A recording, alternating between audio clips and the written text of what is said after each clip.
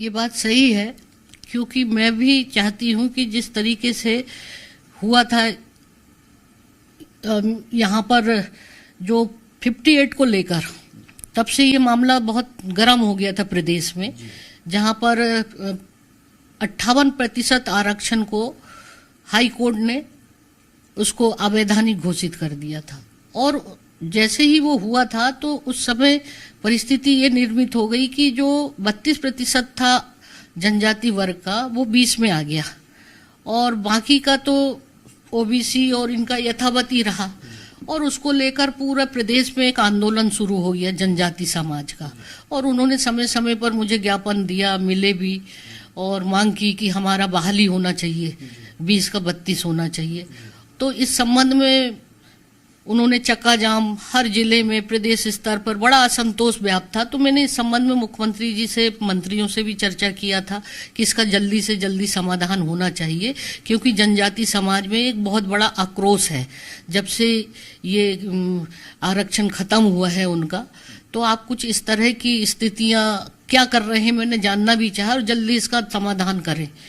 तो उस परिस्थिति में मैंने फिर चिट्ठी भी लिखी थी कि ये 58% अवैधानिक हो गया है, और ऐसी परिस्थिति में मुझे सामाजिक संगठन के लोग, मैंने पत्र भी इस संबंध में सभी को बताया था कि आप इसका शीघ्र समाधान करें। अगर इसमें उचित समझेंगे तो मैंने सुझाव दिया था कि विशेष सत्र के माध्यम से या आप अध्यादेश लाकर, तो इसका पूरा सहयोग सकारात्मक राजभवन से होगा। तो ये मैंने अपनी बात उस 58 के परिप्रेक्ष्य में कहा था, आरक्षण हाई कोर्ट के उसमें।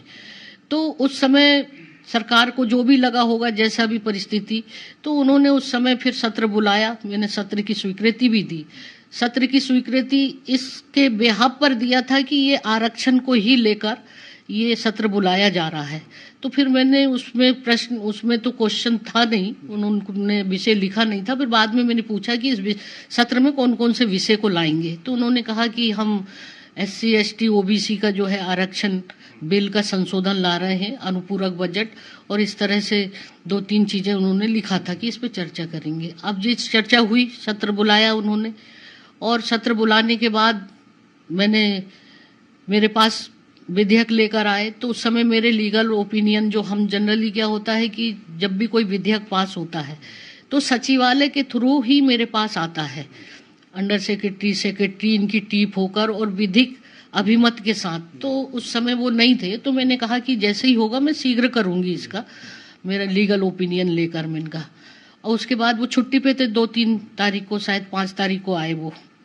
फिर उन्होंने जो अपना अभिमत मुझे दिया कुछ बिंदुओं के ऊपर, कि हाई कोर्ट ने 58 आरक्षण को, आपके इंदिरा साहनी जो है बना, जो जजमेंट था सुप्रीम कोर्ट का कि 50 से ऊपर नहीं हो सकता, और उसके दृष्टिकोण को रखते हुए ये 58% को उन्होंने कहा कि सरकार ने जो क्वेश्चन हाई कोर्ट में आर्गुमेंट हुए थे, उस प्रश्न के आधार पर सरकार के पास क्या जवाब है, जो 58 को लेकर, और बहुत सारी चीजें जो लीगल डिपार्टमेंट का उस पर अभिमत नहीं था। दूसरा, क्वांटिफाइबल जो डाटा जो इन्होंने जिसके आधार पर तैयार किया, उसकी जानकारी भी मुझे नहीं थी। और भी ऐसे विषय है कि ये जो मतलब आपने 58 से 76 कर दिया, तो मेरे सामने ये परिस्थितियां उत्पन्न हो गई कि मतलब एक विषय आ गया कि जो 58 अवैधानिक होता है, तो 76 को हम कैसे आगे फाइट करेंगे, क्योंकि ये मामला कोर्ट में जाएगा। ये मेरा लीगल ओपिनियन मेरे अभिमत में आया है और सरकार की तरफ से। तो तब मैंने ये तकनीकी तौर पर ये सारी अभिमत को मैंने देखा, तो इससे उन्होंने ये भी मुझे सुझाव दिया कि इस सारे प्रश्नों का जवाब सरकार से पूछ लिया जाए। तो मैंने उसी विषय को देखकर एक दिन बाद मैंने सेक्रेटरी अपने GAD के और डिप्टी सेक्रेटरी को बुलाया और सारे विषय के ऊपर चर्चा की कि आखिर 58 का हो गया है, जो कि सुप्रीम कोर्ट में ऑलरेडी चल रहा है, सरकार भी गई है। तो ऐसी स्थिति में 58 का जवाब, और आप ये 76 का के बेहाव पर आपने जो 27 OBC का किया, SC का 13 किया, और 32 ट्राइबल का किया, और जनरल के 4, तो आपके पास कौन सा डाटा है? आपने किस आधार पर ये सारी तैयारी की है। और दूसरी बात है, तमाम विषयों को लेकर जो मेरे को लीगल ओपिनियन करीब 10 के लगभग प्रश्न दिए थे, तो मैंने उनसे पूछा, तो मैंने कहा मुझे ये डाटा उपलब्ध कराइए, ये भी मैं देखना चाहती हूँ साइन करने के पहले।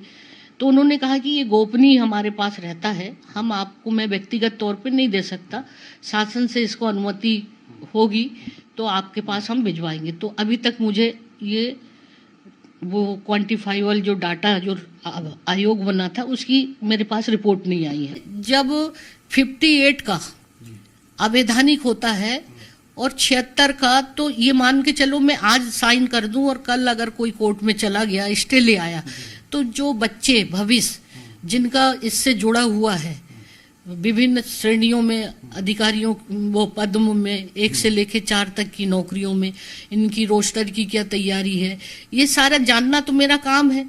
और फिर न्यायालय की जो इन्होंने सुप्रीम कोर्ट में लगाया है उसमें क्या इन्होंने याचिका में जो सुप्रीम कोर्ट को दिया है, तो वो भी जानना मेरे की कि ये विषय को 58 वाले में आप पूरी तरह से क्या तैयारी है आपकी, और 76 के लिए तो वो आधार भी देखना मेरे लिए जरूरी है। तो इन सारी परिस्थिति को देखकर मैं अभी इसलिए रुकी हुई हूं कि फिर वैसी स्थिति निर्मित ना हो जाए, और इसलिए मैंने साइन अभी करना उचित नहीं समझा, क्योंकि ये मामला न्यायालयीन हो सकता है और गया भी है सुप्रीम कोर्ट में। तो ये सारे बिंदु के कारण ही मैंने, और मैं नहीं चाहती कि मैं सारे इस प्रदेश के सारे वर्ग के हित के लिए, ये चिंतन है मेरा। मुझे ये जो पॉलिटिकल उनकी अपनी जगह जो भी बहुत कर रहे हैं, इससे मुझे कोई लेना देना नहीं है। एक संवैधानिक प्रमुख होने के नाते मेरे कर्तव्य है कि किसी का भी अहित ना हो, और उस विषय में लगातार मुझे प्रतिनिधि मंडल भी अलग अलग मिलने आए, ओबीसी के भी आए, एससी के भी आए, एसटी के भी आए, सामान्य के। अब ओबीसी के लोग भी कह रहे हैं कि जब हमारा 41% 42% है तो हमें 27 क्यों दिया जा रहा है, उनका एक प्रश्न था। दूसरा है कि एससी का भी कह रहे हैं कि हमारा 16% है, हमारा 13 क्यों किया गया।